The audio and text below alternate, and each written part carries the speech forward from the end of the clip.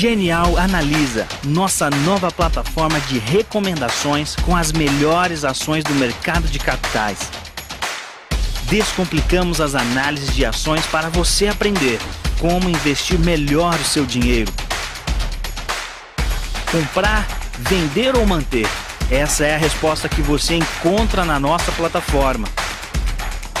Existem mais de 400 empresas listadas na Bolsa de Valores. Tem as melhores ações na sua carteira, com as recomendações mais assertivas do mercado. Invista com qualidade. Genial Analisa.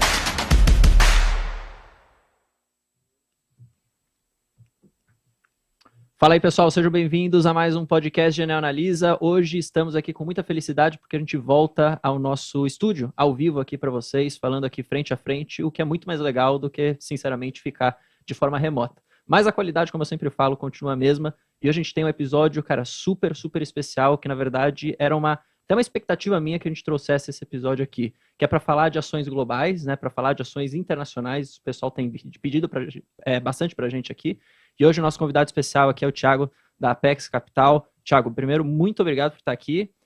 A gente se viu pela primeira vez agora, mas eu já tinha participado de algumas reuniões com você, que você abriu a câmera e falou, então eu já te conhecia. Enfim, muito obrigado. Acho que você pode se apresentar daqui a pouquinho, um pouco mais com calma. Mas antes disso, só para trazer aqui os outros convidados, Igor, nosso analista aqui, já está no podcast há bastante tempo. Fala, pessoal, tô sempre aí, né? E o Iago, que é a primeira vez, né? Segunda vez. Mas vez ao vivo? Aqui. Ao vivo é a primeira vez ao vivo. Primeira vez no estúdio. O Iago é o nosso analista aqui da Genial de Tecnologia. O Igor faz mais ali a parte de bens industriais, certo, Igor? Exatamente. Parte de indústria também. Enfim, Thiago, por favor, se apresente, conte pra gente um pouquinho da sua história, como que você foi parar na Apex, rapidamente, e depois a gente comenta sobre o tema de hoje, que é para falar de Facebook, Meta agora, né? Falar também de Amazon, Rockwell, depois a gente pode falar até um pouco mais de outras empresas que o pessoal gosta bastante. Excelente. Em primeiro lugar, muito obrigado pelo convite, um prazer estar aqui, prazer estar aqui de novo, né? Eu trabalhei no passado aqui quando ainda era Brasil Plural, modelo bem diferente, mas adoro o pessoal da casa, o Nishio aí, todo mundo, mando um abraço aí para todo mundo, todos os meus ex-colegas daqui que eu gosto bastante. Bom, sobre mim, né? Então eu tô na Apex desde 2020, né? Eu sou lá gestor de ações globais, responsável pela nossa estratégia, que hoje é um fundo global, que inclusive está aqui na plataforma da Genial. E antes de entrar na Apex, eu trabalhei por 4 anos no BTG, principalmente como analista lá de sell-side, do setor financeiro. Antes disso, trabalhei aqui, né, na Genial também com o pessoal cobrindo principalmente o setor financeiro, mas também cobri o setor de alimentos e bebidas aqui.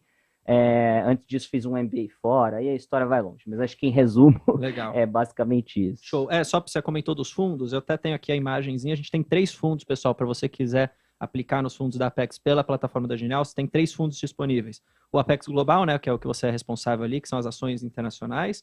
A gente tem também o Apex Ações, né, que é um fundo de ações, e o Apex Long Bias, que é um multimercado. Então você tem essas 3 opções para quem quiser entrar aqui na plataforma da Genial, você pode fazer a sua aplicação diretamente por lá. Hoje a gente, obviamente, vai comentar sobre o Apex Global, que você está aí à frente, mas eu só queria, antes, uma curiosidade super rápida, assim. Você falou que cobriu o setor financeiro, estava comentando com a gente também que fez aquela parte ali de food and beverage também. Vocês têm algum direcionamento nesse fundo de ações globais, de algum tipo de setor, ou é mais tudo junto? Como que funciona isso um pouco, só para o pessoal entender? Depois a gente entra, obviamente, nos papéis do vídeo aqui. Excelente, a pergunta é ótima. Na verdade, é bem diferente, tá? Disso que você comentou. Como é que a gente faz lá, né? O fundo ele tem um foco em temas, né? Temas de longo prazo. Então, ele lembra um pouco dos fundos temáticos, né? Onde a gente sempre olha tendências que vão ficar aí por 5, 10 anos, né? Então, alguns exemplos, né? Cibersegurança, computação em nuvem, e-commerce, pagamentos eletrônicos, na parte de saúde, né, terapia celular higiênica, biópsia líquida, que é você buscar exames de sangue para ser preventivo, né, de câncer, é uma tentativa, né, se Deus quiser vai dar certo. Diabetes, a gente também tem esse tema de automação, que a gente está super animado, e a gente vai conversar um pouco mais. Então, mas a gente basicamente não trata só dos temas, né, então a gente não vai e compra simplesmente uma ETF, né, uma cesta de papéis. A gente faz também uma análise das empresas dentro dos temas, e a partir disso a gente seleciona um portfólio de mais ou menos 15 a 25 empresas, que são investimentos que a gente acredita que sejam aí bastante duradouros. O fundo também pode fazer shorts, né, ou seja, ficar vendido, mas são posições bem menores e mais específicas. Então, o fundo ele acaba funcionando como se fosse a gente brinca, né, que é um long bias, né, então ele pode ficar um pouco vendido, mas ele tem essa cara mesmo de long only, de um fundo, de fato, de longo prazo comprado. Legal, show. Imagino, então, que acho que Meta, Facebook, ali... O pessoal às vezes fala Facebook ainda, tem gente que fala Meta, seja uma posição que vocês já olharam, né, ou gostam de olhar.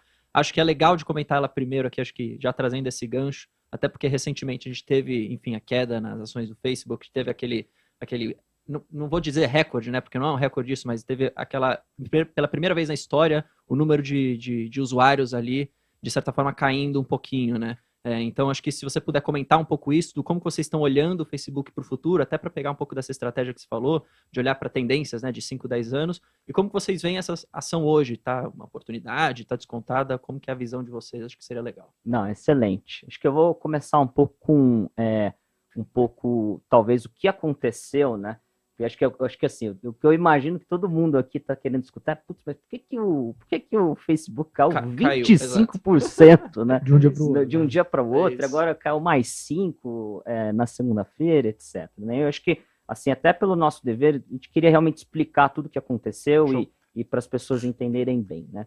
Então, o Facebook, assim como o Google, né, eles tiveram, essas duas empresas, um ano espetacular, né, de 2021. Então, crescimentos muito robustos, uma volta da economia que ajudou bastante a parte, né, de publicidade, né, de advertising. Por mais que essas empresas tenham crescimento secular, né, por uma mudança para o modelo digital, mas um macro mais forte, né, você ter uma economia robusta, com mais anunciantes, né, etc., isso tudo ajuda bastante. Então, esse ano de 21, que foi um ano de recuperação para a economia americana, ajudou bastante essa empresa. O que acontece é que nesse início de 2022, ou ao longo de 2022, todo o mercado estava esperando e ainda espera uma desaceleração desse crescimento. Então, um efeito matemático, né? Porque você cresceu muito em 2021, você vai crescer menos em 2022. Só que o que ocorreu nesse resultado e o que levou a essa queda tão forte, né, nas ações foi que durante o resultado, apesar dos números reportados, né, para o quarto trimestre terem sido em linha, né, números robustos de maneira geral, eles passaram um guidance, né, uma previsão para o primeiro trimestre de uma desaceleração muito forte. Né? Abaixo das expectativas. Muito abaixo. Então, a expectativa estava mais ou menos de um crescimento de 15%, né, de receita, 15% ano a ano, e eles indicaram alguma coisa entre 3 a 11%. E aí eles deram, basicamente, 3 explicações, né, para essa desaceleração. A primeira é esse efeito matemático que eu comentei, que eu acho que todo mundo, de uma maneira ou outra, poderia esperar. A segunda foi uma mudança que ocorreu nos devices, né, da Apple, nos equipamentos. Do iOS, né? Do iOS, exatamente. Então, eu vou explicar isso, porque acho que muita gente já deve ter visto. Né? Então, quem tem celular Apple recebeu lá, no meio do ano passado, uma mensagem. Né? Você quer continuar compartilhando seus dados com os aplicativos, etc., e muita gente disse que não, né? O que isso acaba afetando o Facebook e algumas outras empresas desse setor? Essas empresas, elas usam esses dados, né, específicos, né, de uma determinada pessoa, justamente para fazer algumas funções da parte de publicidade, né? Então, por um exemplo, né, eles usam, por exemplo, eles falam, olha, o Iago, ele entrou nesse site, ele comprou essa coisa, ele foi para ele gosta desse tipo de coisa, ele cruza o dado, e aí para o Iago, de repente ele entrou num site, ele procurou uma raquete de tênis, eu vou lá e, poxa, ó, eu sei que ele gostou daquela raquete, então todo site que o Iago for entrar, vai aparecer lá a tal da raquete de tênis. Todo mundo já deve ter sentido isso uma vez na vida, né? Experiência própria minha, tá? Eu já fiz tráfego pago pelo Facebook, e depois dessa mudança da Apple, ficou muito mais difícil de você conseguir targear o seu nicho, né? O seu público-alvo. É justamente isso que tem afetado o que você está comentando, essa questão. Basicamente e eu senti na pele, tá? Só para trazer para o pessoal essa experiência, porque eu vivi ela. Não, excelente. É exatamente isso. Então, não é para todo tipo de propaganda, mas ele funciona para alguns que a gente chama de retargeting. E o outro problema que essa questão da Apple causou foi o que a gente chama de medição, o measurement, que é o quê? Muitas empresas, né, por exemplo, você pega um pequeno bar, um pequeno comércio, ele vai fazer uma campanha lá dentro do Facebook e ele quer saber exatamente, olha, minha campanha, quanto que eu vou investir, qual vai ser o retorno, né, sobre essa propaganda que eu fiz, etc, etc. E essas medições e a ferramenta que o Facebook faz para facilitar muito a vida, principalmente desse cara muito pequeno, ela foi muito prejudicada por essa mudança. Então, o que o Facebook disse, ele falou, olha, a Apple fez essa mudança e agora um monte de anunciantes não estão querendo mais anunciar comigo, inclusive foram para o Google, etc. Uhum. Então, essa é uma razão. A outra razão pelo que ele explica que teve essa desaceleração foi a competição com o TikTok, né? Então, o que acontece é que o Facebook ele está criando um novo produto, criou um novo produto que muita gente já deve ter visto, que é o Reels, né? Uhum. Que é super legal, ele cria engajamento pra caramba, etc. Só que quando ele faz esse rollout, né? Quando ele vai falar, poxa, agora todo mundo vai ter o Reels dentro da família de aplicativos do Facebook. Por um tempo, ele vai levar muita gente a usar o Reels, mas ele não vai monetizar aquela propriedade, ele não vai ter propagandas, etc., ou vai ter reduzido. Então, ele deixa uma receita na mesa, mas é porque no final do dia, o que ele quer? Ele quer que o tempo gasto pelas pessoas na plataforma depois aumente, porque as pessoas vão voltar a usar Reels e as outras coisas que estão lá, e esse sempre foi o modelo do Facebook ao longo do tempo. Eu sei que a resposta é longa, mas porque realmente é um assunto complicado. Eles estão competindo pelo tempo de tela, né? Pelo tempo de tela. Que tem perdido pro TikTok. Acho que essa é uma das razões por lançar o Reels e jogar bastante pro pessoal começar a usar. Acho que se alguém usa, enfim, todo mundo usa o Instagram normalmente. Você vai ver que cada vez mais você foi forçado a ver Reels, né? Ele impulsiona muito mais, os Reels, tanto em visualização quanto você no próprio perfil começar a ver. Então, acho que essa é a estratégia, né? Tempo de tela agora é fundamental, principalmente quando a gente olha para um período que a gente passou na pandemia, onde a gente conseguia ali novos usuários, né? E agora está cada vez mais difícil a gente conseguir novos usuários. Foi a primeira vez que ele reportou ali um decréscimo de usuários ativos por trimestre, certo? Exatamente. Então, é exatamente isso que aconteceu. Então, todo o mercado falou, ixi, tá tendo um monte de problemas aqui no Facebook, tá difícil, o negócio vai desacelerar, deixa eu vender. Só que aí tem uma história complementar a essa que é muito interessante, que tem uma outra empresa listada nos Estados Unidos que é o Snap, que todo mundo deve conhecer, Snapchat. né? O Snapchat. Bom, o Snap teve esses problemas em relação à Apple, né, que a gente chama de IDFA, no trimestre anterior, no terceiro trimestre, com uma desaceleração muito grande e tal. E quando o Facebook reportou o resultado, todo mundo imaginou, olha, o Snap vai voltar a ter esse problema de novo, porque ele é muito mais dependente dessa ferramenta, porque a parte de tecnologia de advertising dele é muito pior do que do Facebook. Só que o que ocorreu 24 horas depois, que foi quando o Snap reportou o resultado dele foi super forte. Aí falou, mas como é que pode? O resultado do Snap ser super forte, que é muito dependente desse negócio, e o do Facebook ter sido fraco e ele falar, etc. Então, acho que tem 3 hipóteses que a gente coloca e que no final do dia resolvem, né? Que é a sua pergunta, o que fazer com o Facebook, né? Acho que um ponto é o seguinte, de fato, o Facebook deve estar sofrendo um pouco mais do que outros players, não necessariamente do que o Snap, mas porque ele tem um percentual de anunciantes que são pequenas empresas, né? Então, no final do dia, muito mais do que o Snap. Esse cara do Snap, ele tem departamento de marketing, ele consegue fazer um monte de coisas que esse pequeno não consegue. Só que nos Estados Unidos, a gente está passando por um momento super difícil para esse pequeno. Talvez ele não esteja anunciando lá, não por causa somente dessa questão da Apple, mas simplesmente porque não tem produto para vender, né? Porque está levando meses no porto, ou porque, poxa, ele tentou vender um pouco antes, que foi durante outubro. Então, a gente está vendo esse efeito na economia americana também. E aí, o que ocorre, né? O Facebook está passando por um momento regulatório antitrust muito difícil, uma pressão muito grande. A gente está vendo, quando a gente conversa com pessoas do ramo antitrust lá fora, pessoas até do ramo político, muita gente dizendo, né, olha, tem radicais dentro de lá, querem mudar coisas de 100 anos em um ano, etc. E quando você pega o processo do Facebook, do FTC, que é o equivalente aqui ao nosso CAD, o processo ele diz, né, olha, o Facebook é um monopolista, não tem competição, etc. Então, uma das coisas que a gente acha que deve ter ocorrido lá é, de fato, o Facebook está tendo alguns problemas? Tá, mas provavelmente ele deve ter exagerado o que, justamente para fazer esse ponto para o regulador, olha como aqui a Apple está ferrando a minha vida, olha como o TikTok aqui está me complicando. Entendi.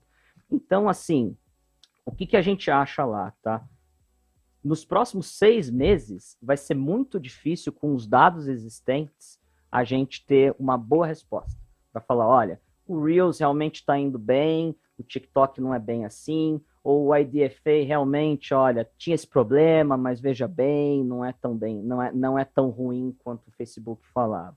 Então, o curto prazo, ele é um curto prazo difícil, né? Nebuloso, porque enquanto você tem essa incerteza, é muito difícil do papel voltar a ter uma valorização forte. Mas quando você olha para um prazo maior, como o valuation da empresa é barato, ela já caiu bastante, pode ser um ponto de entrada interessante. Então, até o que a gente fez lá na Apex, a gente tinha uma posição pequena, por causa de metaverso, a gente até pode explicar por que era o racional que a gente tinha. A gente tinha uma posição maior antes, fomos reduzindo por causa dessas questões. Não que a gente via isso acontecer, mas a gente tinha preocupação com a desaceleração e com outras coisas.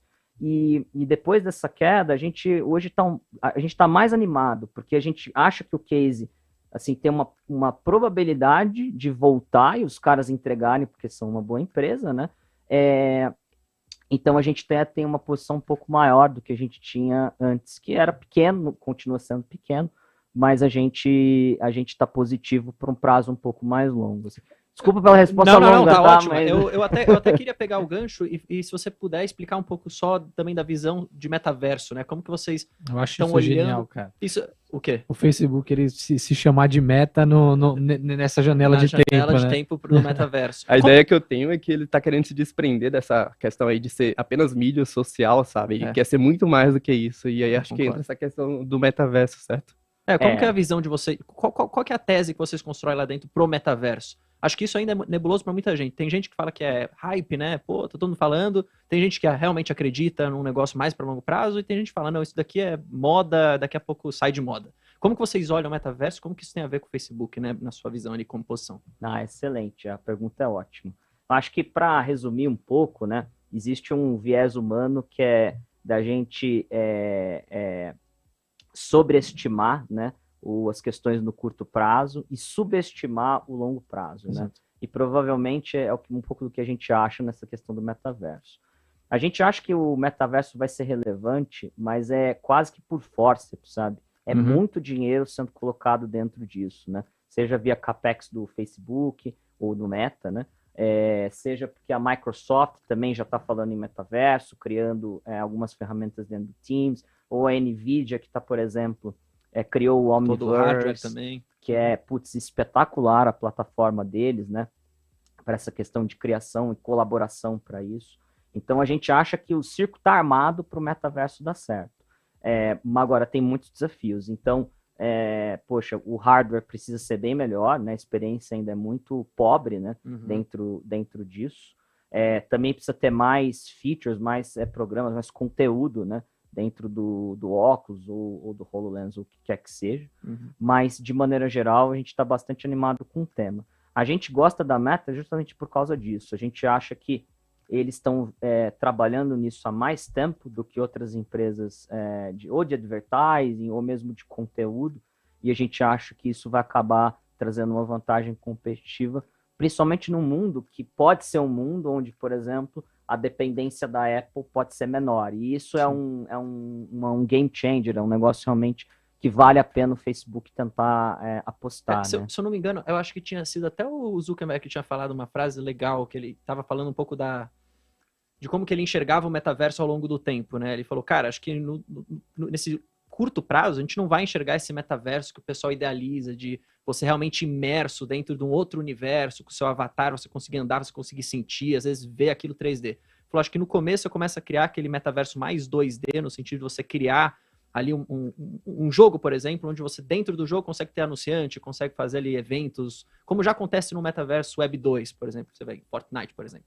Justo. E aí ele falou, cara, no futuro o que a gente vai começar a ver, e acho que é por isso um pouco do direcionamento dele, é de você conseguir mais essa realidade virtual e realidade aumentada. Aí tem as iniciativas de Oculus Rift, Oculus Chef, se eu não me engano, que é o nome agora. Isso. Então acho que essa também, para mim, pessoalmente, aqui é um pouco da minha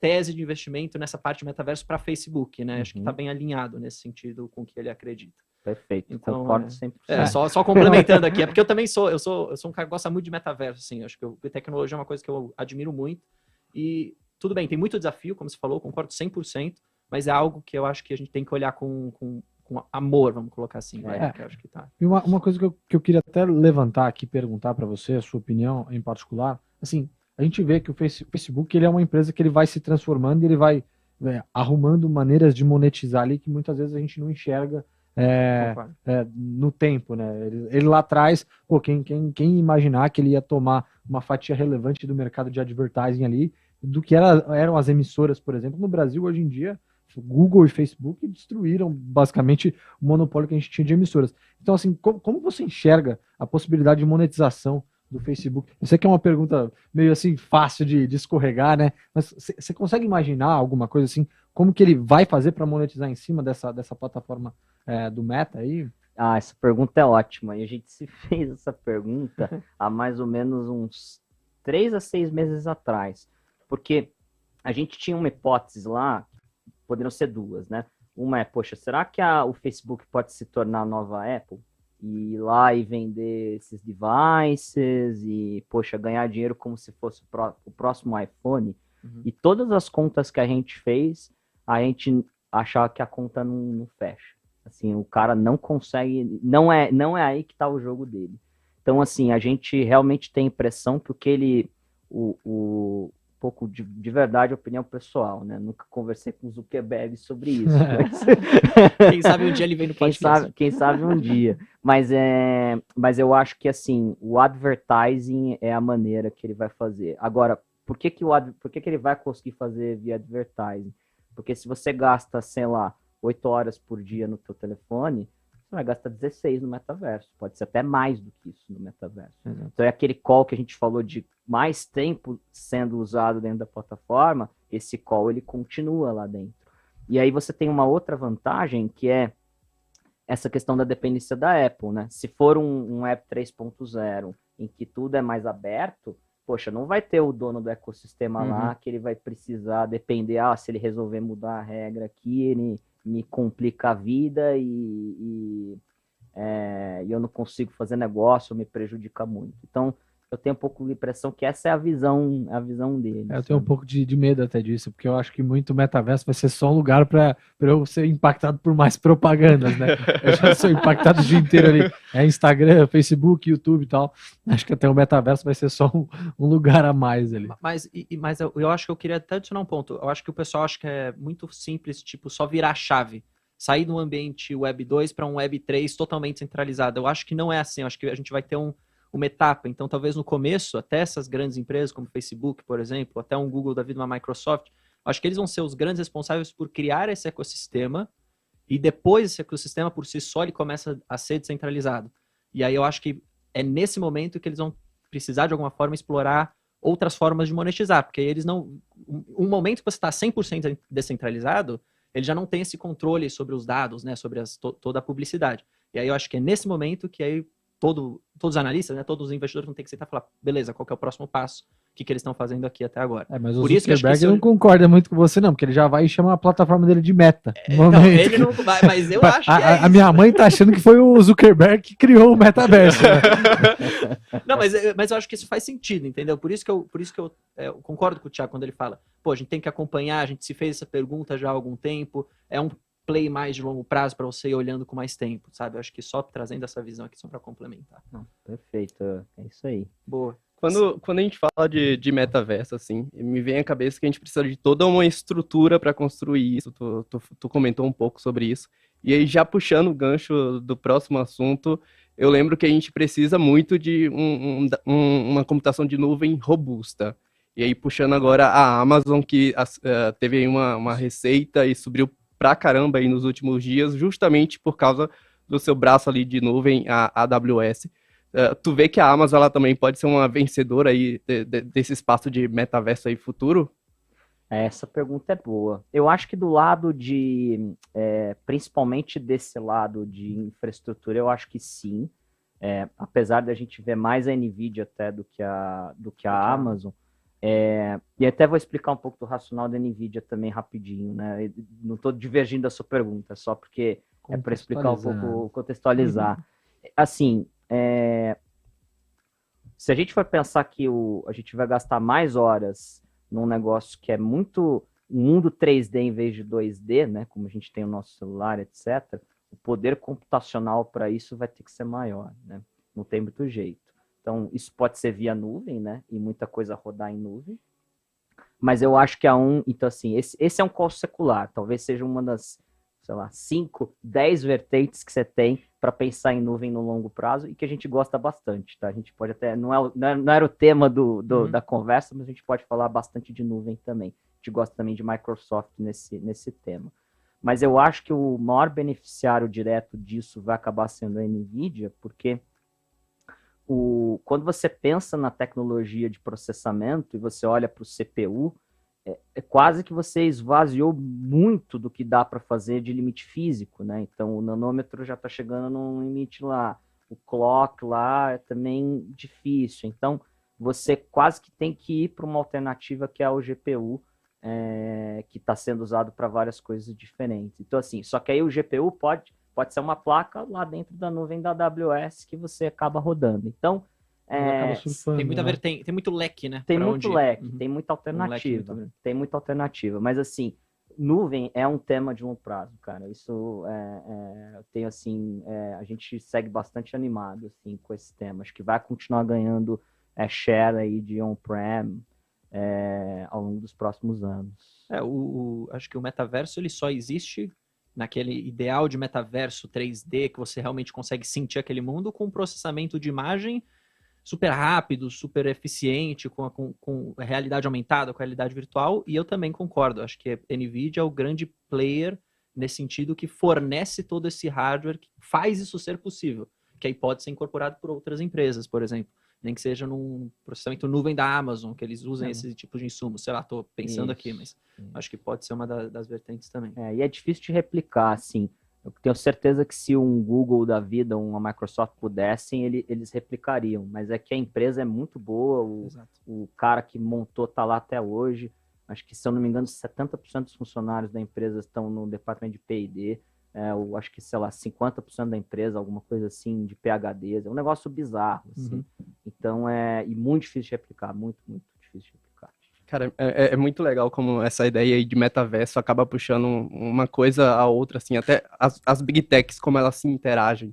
Tipo, a gente vai precisar de computação nas nuvens, a gente vai precisar de uma estrutura ali de hardware para suportar isso, e aí quando tu pensa ali, eu vou precisar de um celular que pegue 5G, e aí tu pega a Apple, que ela precisa refazer os seus celulares, e ela vai conseguir receita vendendo esses celulares. Então, tudo tá conectado ali, né? Exatamente tudo. O que mais vocês têm de visão para a Amazon? O que te deixa otimista com a empresa, fora essas questões de nuvem, que você pode comentar para a gente também, tá? Dá um pouco dessa visão mais de longo prazo, como você tem comentado desde o começo. Excelente. A gente gosta bastante de Amazon, tá? Tem uma posição relevante hoje do nossa estratégia. Assim, o que acho que, assim, contar um pouco da história da Amazon, né? Pegando aí desde o Covid, né? Até antes de falar um pouco do longo prazo. 2020 foi um ano maravilhoso para a Amazon, né? Para o e-commerce como um todo. 2021, um ano mais difícil, mas, de novo, pelo efeito matemático, né? Quando você cresce muito num ano, depois você tem mais dificuldade de crescer no outro. E eu acho que a grande dúvida que tinha na Amazon era justamente quando que a gente ia parar, né? De ver essas revisões, né?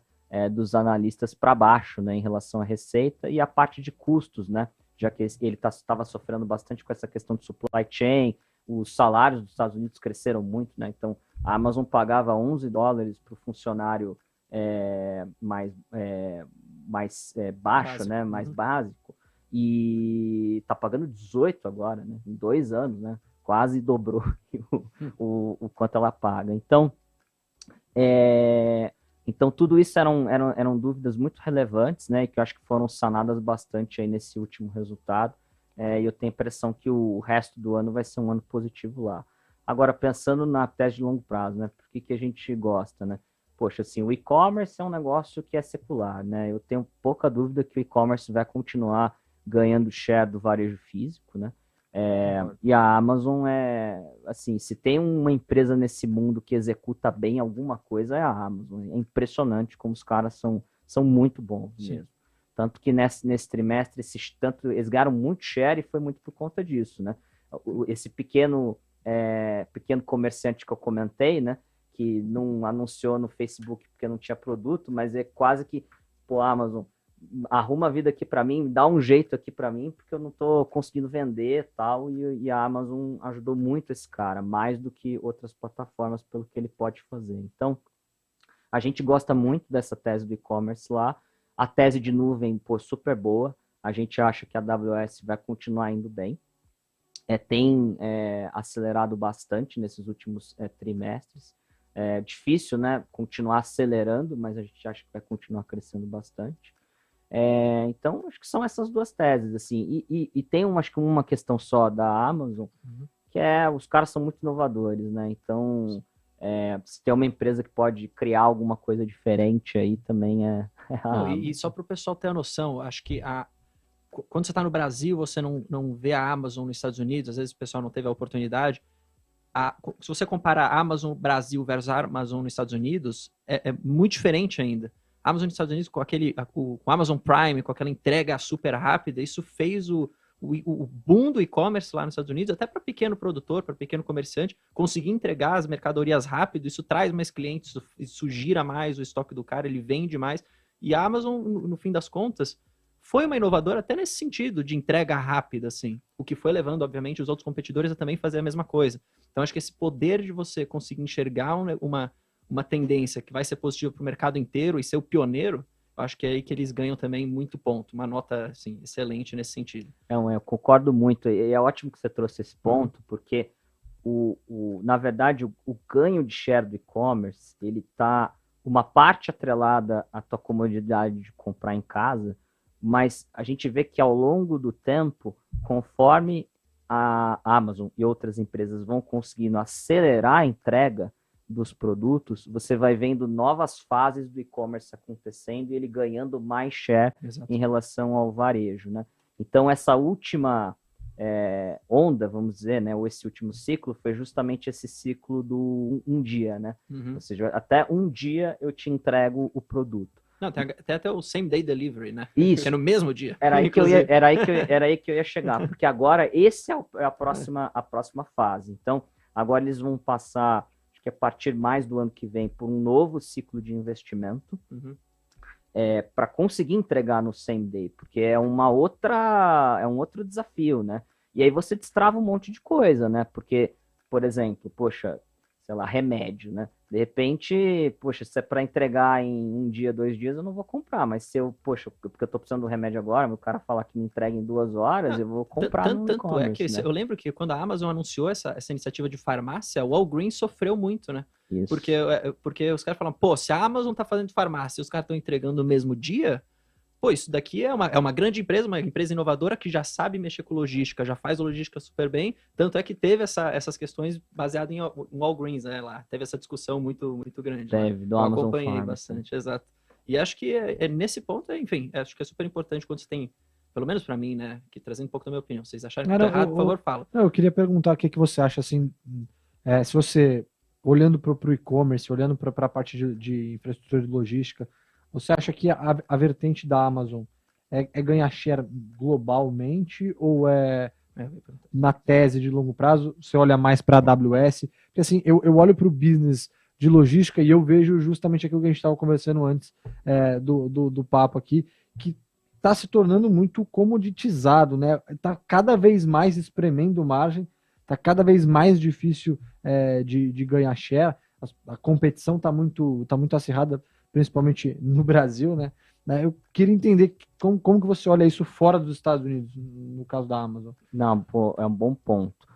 Assim, antes de responder sua pergunta, eu acho que ainda tem muito chão para ele crescer nos Estados Unidos. Assim, Tá. Porque quando você olha a penetração do e-commerce lá, 15%, 16%, talvez tenha chegado a 17%. Poxa, você olha para a China lá, 30%, 35%, tem muito ainda para ganhar. Então, essa preocupação de agora o cara vai ter que achar um crescimento fora, porque em casa ele não tem, a gente nem tem tanta essa preocupação. Mas indo para o seu ponto, acho que tem muito espaço, porque você tem vários países onde essa penetração ela é ainda menor, né, do que os Estados Unidos, só que nem todos os países você consegue fazer o mesmo gameplay dos Estados Unidos, né? Então, poxa, vem aqui no Brasil, não vai ser fácil competir, né? Tem correio, tem legislação local, imposto local, é uma outra coisa. Então, é muito mais fácil em países que têm modelos mais parecidos, né, com os Estados Unidos. Mas nenhum país sozinho é tão representativo assim da Amazon. Nenhum fora dos Estados Unidos é mais de 10% da receita como um todo. Então, também, o que acho que traz algumas oportunidades para eles. Mas acho que países como Inglaterra, Alemanha, são países interessantes para a Amazon, sim. Boa.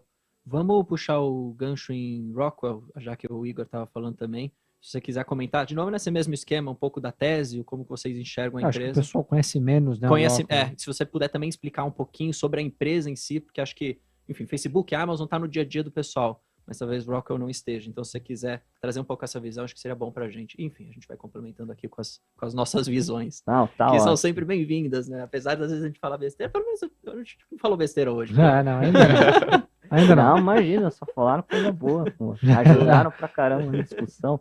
Não, eu queria trazer um outro case diferente também, né? Porque eu sei que sempre tem o pessoal, poxa, mas Facebook, Amazon, mais do mesmo, mais né? do mesmo, né? É verdade. Apesar de que eu acho que todo mundo queria saber mesmo sobre Facebook e Amazon dessa vez. Mas, bom, eu quis trazer a Rockwell porque é um case relativamente novo, né? Que a gente colocou no nosso portfólio, num tema novo. Só para tirar uma dúvida, vocês compram todas essas empresas diretamente lá fora? Isso. Só para deixar claro para o pessoal. Isso. Existe a BDR também, né? Existe a BDR Mas vocês também, compram das lá. três, né? Das três que a gente está falando. Mas sim, no nosso caso, no nosso fundo, a gente compra lá fora, tem a conta lá Tudo fora. diretamente. Tudo diretamente fora. Mas sobre a Rockwell, né? Então, ela está num tema, né? Que é automação, que é um tema primo de robótica também, e que é um tema que a gente está super animado, e vou explicar um pouquinho do racional da automação, né? Como um todo. Então,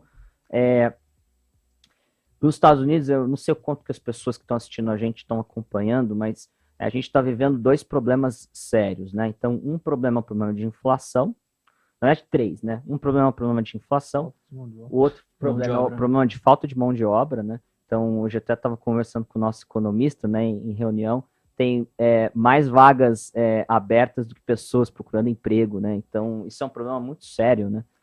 E que tem sido persistente nos Estados Unidos, né? E o terceiro problema é esse problema de supply chain, né? Então, a gente viveu um modelo de ganho de eficiência, né? Desde lá dos japoneses, né? Produzir just in time, etc., né? 40, 50 anos atrás, em que você tinha uma busca obsessiva por ser mais eficiente, ou seja, reduzir custo, né? E para isso acontecer, você teve uma mudança que foi uma globalização de fato, né? Então, olha, no limite tem um semicondutor lá que uma parte é produzida em Taiwan, depois vai para a China, depois volta para Taiwan, para depois ir para um outro lugar. Eu acho que com o Covid, você colocou em xeque essa questão, que foi, poxa, se tem o Covid em Taiwan ou na China, onde lá é uma política de Covid zero, ó, fecha o país se tem um caso, mas isso não é verdade em outros lugares, você passa a ter um problema que é o seguinte, poxa, será que realmente dá para ter tudo lá na China? Vai depender lá. Assim, será que não tem alguns produtos que eu preciso garantir que tem aqui, né? Remédio ou algum outro produto importante? Então, dependendo de frete marítimo, imagina só. Pois é. Então, assim, eu acho que você vai passar a ter de fato, um trade-off, né? Assim, poxa, mas é eficiência, mas tem que ter alguma resiliência nesse negócio também.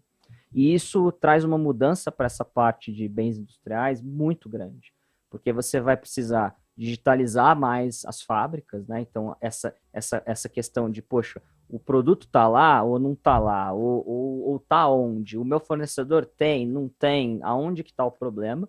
E você tem essa parte de automação também, que é, poxa, se falta gente e eu vou construir uma fábrica nova, pô, eu vou fazer um negócio já com uma tecnologia de ponta, né? Então, a Rockwell, ela é a principal, se não for a única empresa listada, que de fato é só automação, né, que eles fazem. Então, eles mexem, eles têm alguns produtos mais relacionados a PLC, leitores, esse tipo de coisa, né, para fábricas, válvulas, esse tipo de coisa também. Eles, o que eles estão fazendo também, né, na linha, né, que a gente está comentando, é que esses caras estão indo para essa parte de digitalização também. Então, o que ele está fazendo é o seguinte, ó, além de eu te entregar aqui um leitor aqui, né, que faz um trabalho automático, ele também vai ter um software que já vai te trazer um ganho aqui na tua... um ganho de produtividade na tua fábrica, né? Que consegue conectar com outras coisas, etc. E ao fazer isso, essa empresa ela consegue também ganhar margens. Então, o que a gente acha que vai no final do dia acontecer? A gente acha que vai ter um super ciclo de automação e que também vai acontecer em robótica, né? E que em conjunto com ele você vai ter essa digitalização que vai fazer com que essa empresa, né, mais especificamente, ela tenha uma aceleração de receita ao longo de um tempo maior e vinda também com ganho de margens. Então, ela vai acelerar o crescimento de lucro por ação nos próximos anos, que deveria levar a uma valorização desses papéis. Quanto em média roda a margem EBITDA da Rockwell, você sabe mais ou menos? De cabeça, eu não lembro. Nossa, me pegou. Mas porque, não é baixo, não porque cara. Assim, eu vejo que nem a WEG, por exemplo, ela tem algumas iniciativas no Brasil de automação industrial, e eu sei que é um produto que dá muita margem para ela. A margem da WEG geralmente roda ali na casa dos 18,5, 20, mais ou menos. É uma margem bem alta, só que em produtos que ela fornece o serviço complementar é muito mais alta. E aí você falando disso, da Rockwell tá focada nesse business de fornecer toda essa cadeia de serviços completos, desde a máquina até o monitoramento, até a otimização. Assim, eu enxergo que tem muita margem aí, né? E assim, geralmente, quando eu procuro investir, eu como pessoa física, eu geralmente procuro os lugares da cadeia onde tem as melhores margens, né? Então, por exemplo, hoje se eu fosse tomar a decisão de investir no tema de automação industrial, provavelmente eu procuraria uma Rockwell, que está muito mais ligada à parte de serviços também, né? Não só ao fornecimento dos robôs, enfim, do que a WEG, por exemplo.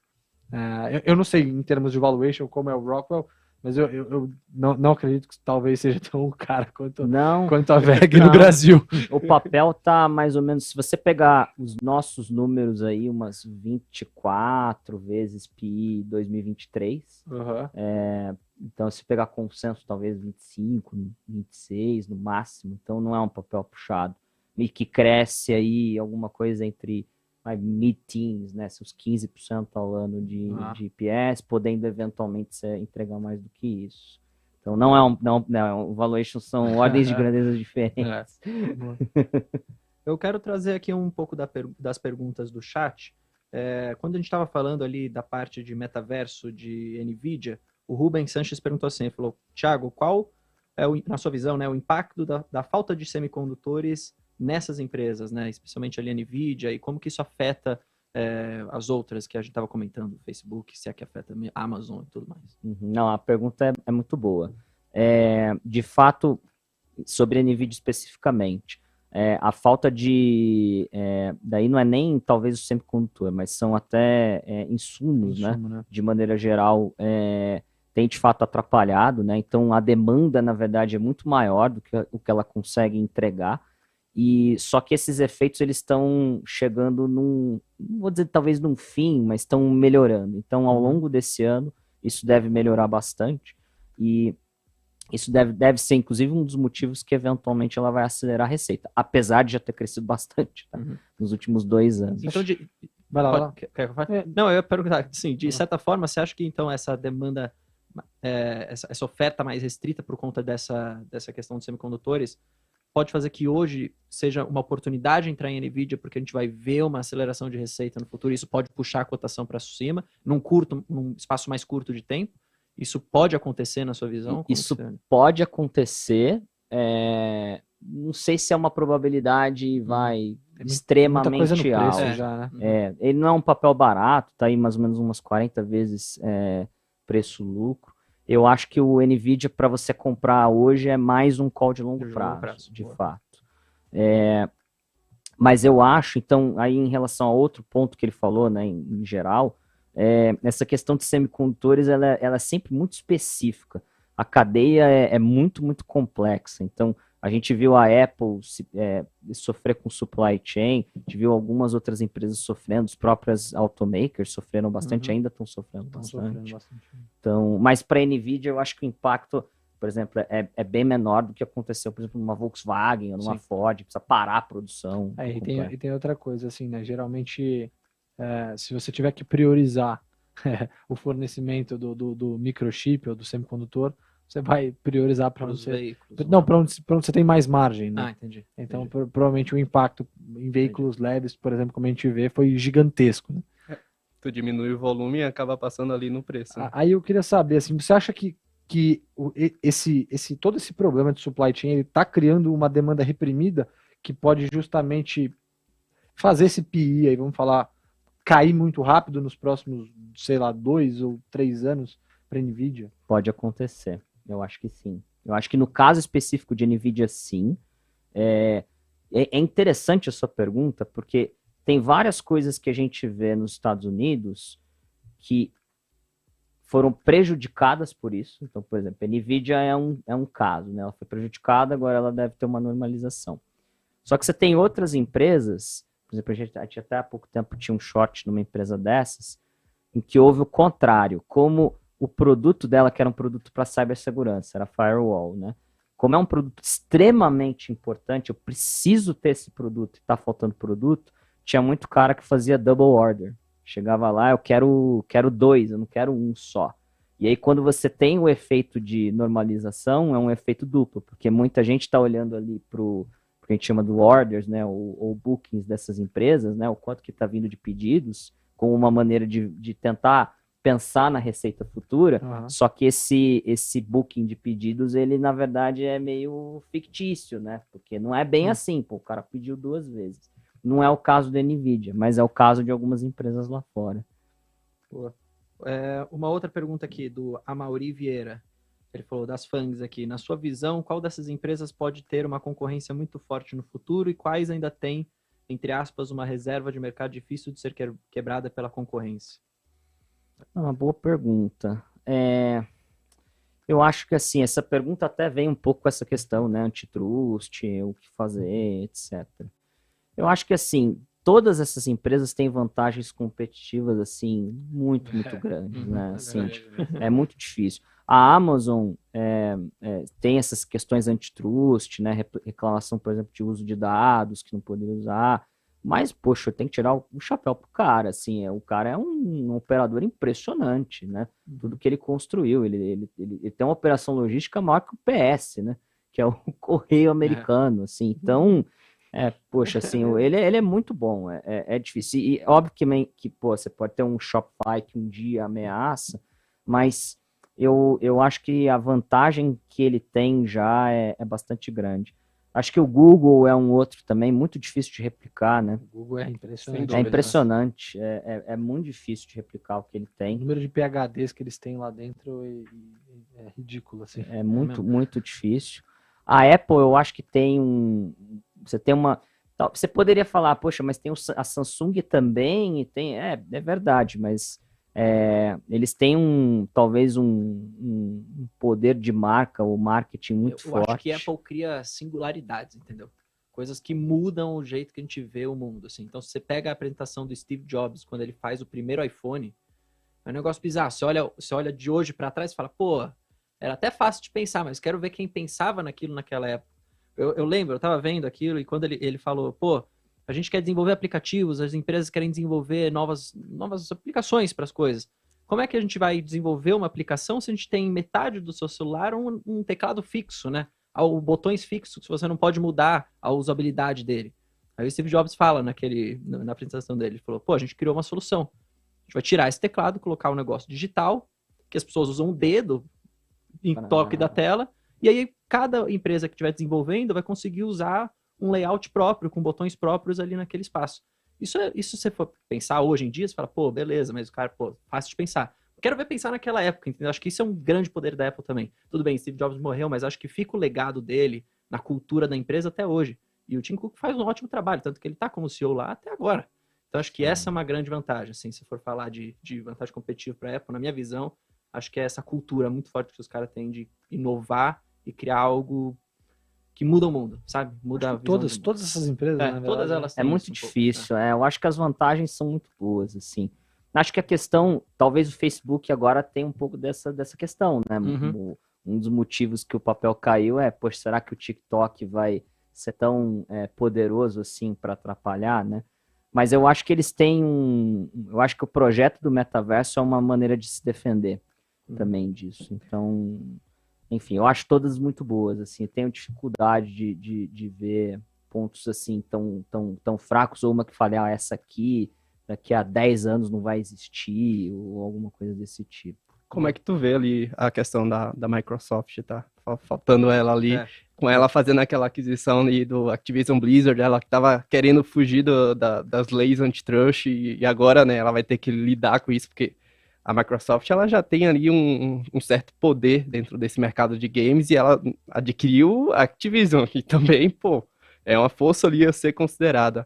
Ela está se encaminhando ali para esse mercado que é bilionário, aí, que está movendo trilhões, bilhões, sei lá quanto está movendo de fato. Mas como é que tu vê aí o case da Microsoft dentro? Não, ótimo. A gente gosta muito de Microsoft lá também, é uma das posições favoritas nossas. A gente gosta muito mais pelo tema de nuvem, né? Lá, que eu estava comentando anteriormente, né? A Microsoft, até o Satya Nadella, todo qual ele fala que o objetivo dele é que a Microsoft vire o computador do mundo, né, com nuvem. Eu acho que é bem isso que eles estão executando.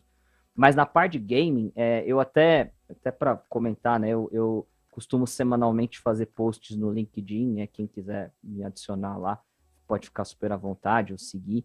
E sobre coisas, né, que a gente vê, essas tendências, né, coisas que nem a gente está debatendo aqui, né, em vários outros setores também que a gente vê, etc. E até fiz um post sobre a aquisição, né, a tentativa, né, não foi aprovada ainda, mas que eu achei um movimento fenomenal da Microsoft. E por que eu achei um movimento fenomenal deles, né, na parte de game?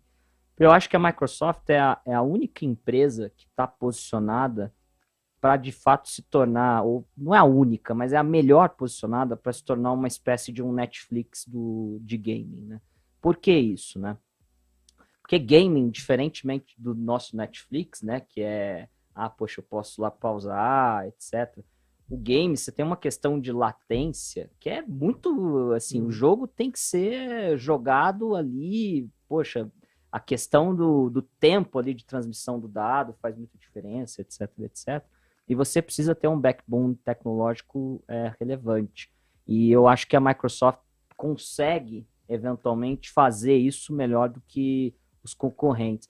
Ou talvez tão bem quanto um Google ou uma Amazon. Mas aí você vai pegar a parte de conteúdo, né? A Microsoft está na frente desses caras, né?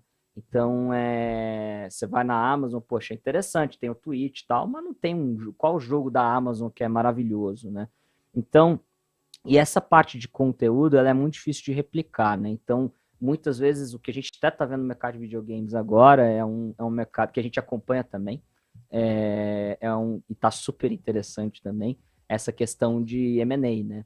Então, a gente teve a Activision, depois teve a Sony, que comprou o estúdio da Halo, o Infinity, se eu não me engano, e teve antes disso, você teve a Take-Two comprando o Zynga, né? Então, tá tudo muito movimentado.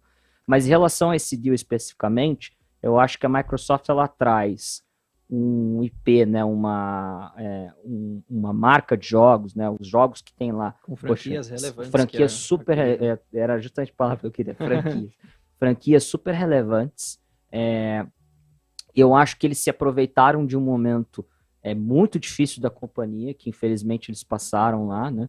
Que foi os problemas de assédio sexual e moral da diretoria, do CEO e de várias pessoas. Foi um escândalo horroroso que apareceu. E isso levou a uma desvalorização dos papéis da Activision. E o que a Microsoft fez foi, olha, eu compro, né? Em algum momento, eu imagino que eles vão tirar essas pessoas de lá, né? Vão construir uma cultura nova e estão comprando com um desconto por um outro motivo, um monte de títulos e franquias lá que ele consegue colocar para dentro. E que consegue monetizar de várias formas, Poxa, de seja várias pelo formas. jogo, seja por um upsell dentro do próprio jogo. Aí eu queria deixar uma provocação, assim, né? A gente tava falando de metaverso, de advertising dentro do metaverso. Aí a gente vê que os jogos hoje em dia eles estão seguindo uma tendência de muito mais assim, hoje você não precisa pagar pelo jogo, você entra no jogo, joga, ele é de graça, baixa, mas aí se você quiser comprar uma skin, comprar alguma outra coisa, você acha que a Microsoft ela deve e tende a caminhar também, não só para o mercado de venda de acessórios de jogos, mas também de advertising dentro desses games? Você acha que isso pode acontecer? Ou é uma coisa que você acha que assim, olhando para futuro, não agora, mas num futuro mais longo prazo, você acha que isso pode acontecer, ela também entrar nesse business? Eu acho que pode. Na verdade, se você for pensar em advertising, já faz, né? Forma. Porque tem o Bing, né? Eles também têm o Bing, né? Do outro lado, né? Então, tem uma parte de advertising lá, eles já fazem no próprio jogo, mas eu acho que o modelo que eles querem é diferente. Eu acho que é um modelo de verdade de subscrição. É fazer o Game Pass lá, ó. Putz, eu tenho que comprar o Game Pass, porque para eu jogar o melhor Call of Duty que tem, vai ter que ser no Game Pass, entendeu? Entendi. E não necessariamente que não vai poder ter Call of Duty na Sony, no PlayStation. Não é isso, mas para ter o melhor ou para ter alguma coisa a mais, ele vai ter que comprar. E aí é isso, é uma espécie de assinatura, tem lá um monte de jogo, mas o cara vai ter que comprar por causa daquele jogo que tem uma franquia muito poderosa. É um game change, né? Eles trazem ali, então, um público que é fidelizado. Imagina, eu passei a minha infância toda ali jogando World of Warcraft. Então, eu tô vendo agora que a Microsoft tá comprando, vou ali comprar meu Xbox, vou fazer aquela assinatura. Imagina se ele consegue converter 10% daquelas pessoas que estavam fidelizadas àquele jogo, World of Warcraft, Diablo. Então, é um game change tremendo aí para a Microsoft, se ela consegue aí rentabilizar isso. Com certeza. Concordo. Pô, a gente tá chegando ao final aqui, eu tava vendo até se tem mais alguma pergunta. Só uma afirmação aqui do Rubens, quando estava falando um pouco de NVIDIA, ele falou e de semicondutor, ele falou que a AMD está migrando para fazer os próprios semicondutores e já encomendou os equipamentos para tal fim. Então, acho que, enfim, é mais um movimento de outra empresa que também, de certa forma, é concorrente direto da NVIDIA, ali a AMD, principal concorrente. E a gente vê esses movimentos acontecerem ao longo do tempo mesmo. Acho que essas situações de desafios, de certa forma, também abrem oportunidades, abrem portas para as empresas darem ali uma volta por cima, enfim, ou criar um novo processo, ou fazer algo diferente. Acho que essa que é a grande maravilha do mercado como um todo. Se a gente for pensar. Sem dúvida. Então, sem dúvida.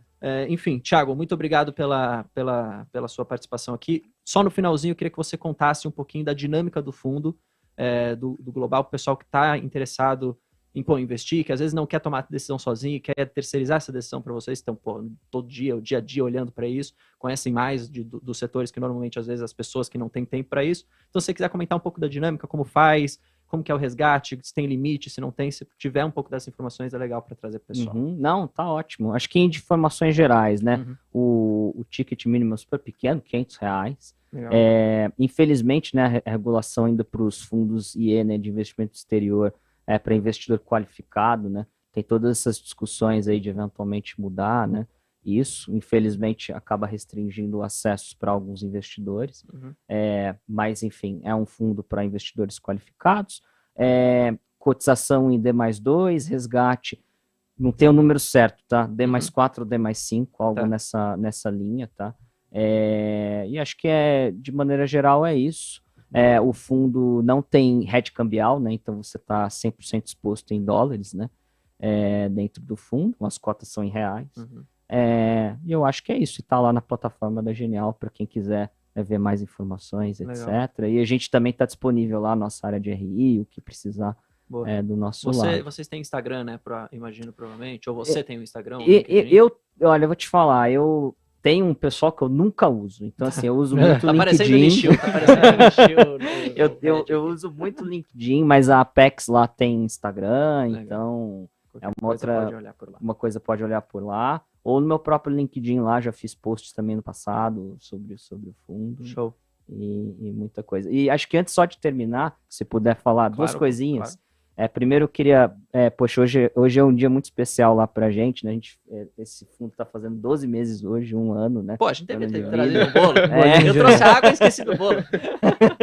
Então eu queria primeiro super agradecer a todo mundo aqui pela live, mas também a todo o time lá da Apex, né? Todo o nosso time do Global, que somos já em 6 pessoas agora, todo o time de análise, todo o time de gestão, de execução, todo o pessoal da mesa operacional, todos aí os 43 funcionários da Apex que super nos apoiam e, enfim, e acho que de uma maneira ou outra espero que tenha representado todos lá bem e gostaria de mandar um abraço para todos os colegas. E por último também, hoje dia 8 de fevereiro, Seu seria aniversário? Não, seria aniversário do meu. Não é. O meu é semana que vem. Não, mas seria aniversário do meu avô. Ele infelizmente não está mais entre nós, faria 98 anos, mas aprendi muita coisa com ele. Legal. E eu queria dedicar essa live, essa discussão para ele, porque com certeza se não fossem os ensinamentos aí dele, não estaria aqui, faz muita falta, mas enfim. Queria fazer essa dedicação no final. Boa, não, show de bola. Eu acho que independente se ele tá nesse plano ou no outro, acho que com certeza, pô, de alguma forma ele tá vendo isso aqui e tá falando, putz, o cara tá arrasando. Então acho que essa é a grande vontade, assim, também uma coisa que eu acredito bastante. Thiago, obrigado pela participação, foi super legal. Acho que eu deixo aberto a porta para você vir de novo, para a gente comentar de mais empresas. Acho que quando a gente fala de ações, tem um mundo inteiro para falar. Quando a gente fala de tecnologia, pô, Estados Unidos está aí também com muita empresa. Então, pô, o Iago também aqui está começando, enfim, você tá pegando na marra, né? Como o Nishio falou, as empresas. Então, acho que vai sempre ter assunto para a gente falar. Fica aberto o convite e para você trazer o resto do time, se quiser trazer alguém específico de alguma empresa mais que está um pouco mais por dentro, fica sempre aberto, vai ser super legal, o pessoal curtiu. Igor também, obrigado. Tamo junto sempre. Valeu, Iago. Valeu, obrigado, pessoal. Só queria dizer, deixa aqui o seu like, isso ajuda bastante. Enfim, terça e quinta-feira a gente tem podcast aqui ao vivo. Não esqueça de acompanhar, esse é um programa que ocorre... O quê? O nosso diretor tá falando aqui. 19 horas, terça e quinta, pessoal. E não perca, tá? Acho que é um programa recorrente e acho que é sempre bom falar que a gente traz informação de graça. E, pô, quanto mais informação você tem, melhor você investe. Então você não tem nada a perder, literalmente. Tamo junto, muito obrigado. Se inscreva no canal, ativa o sininho e acesse, obviamente, a plataforma de Neoanalisa, também tá aqui na descrição. Tamo junto. Valeu. Valeu. Boa noite. Gente. Genial Analisa, nossa nova plataforma de recomendações com as melhores ações do mercado de capitais. Descomplicamos as análises de ações para você aprender como investir melhor o seu dinheiro. Comprar, vender ou manter? Essa é a resposta que você encontra na nossa plataforma. Existem mais de 400 empresas listadas na Bolsa de Valores. Tem as melhores ações na sua carteira, com as recomendações mais assertivas do mercado. Invista com qualidade. Genial Analisa.